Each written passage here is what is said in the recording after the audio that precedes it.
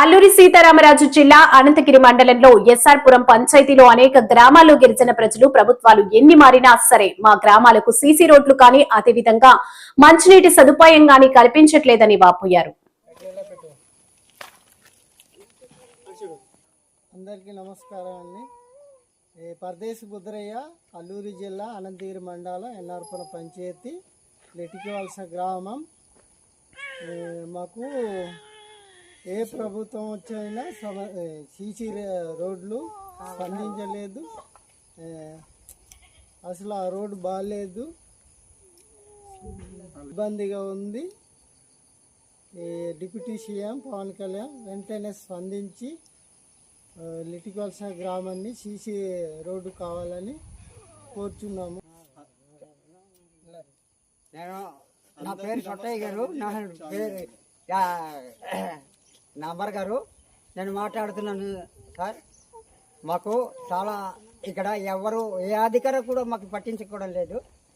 మాకు ఎవరు కూడా వాళ్ళ దగ్గర కాలు పాదులు పడినా సరే మాకు పట్టించుకోవడం లేదు. మా పరిస్థితి ఇలాగ ఉన్నది. మీరు దయచేసి మాకు సహకరిస్తే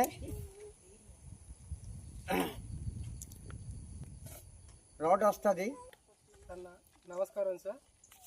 నా పేరు సోమల గడ్డయ్య సార్. నేను అలాగే ఇదిగో అనంతగిరి మండలం ఎన్ఆర్పురం పంచాయతీ అల్లూరి సీతారామరాజు జిల్లా సార్. మాకి ముత్తాతల కాడ నుంచి చిన్నప్పటి నుంచి ఇదిగో ఎన్ఆర్పురం పంచాయతీలో నివసిస్తున్నాం. 40 కుటుంబాలు ఉన్నాయి సార్ మావి.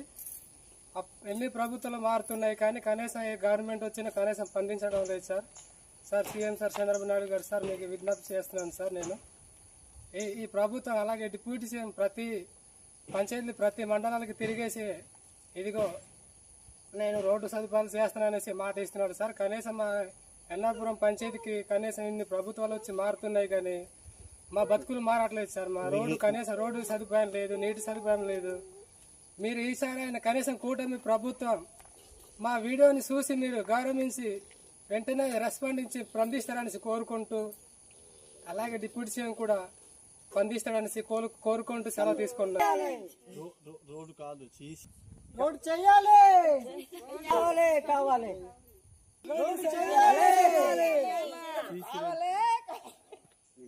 సీసీ రోడ్డు వేయాలి,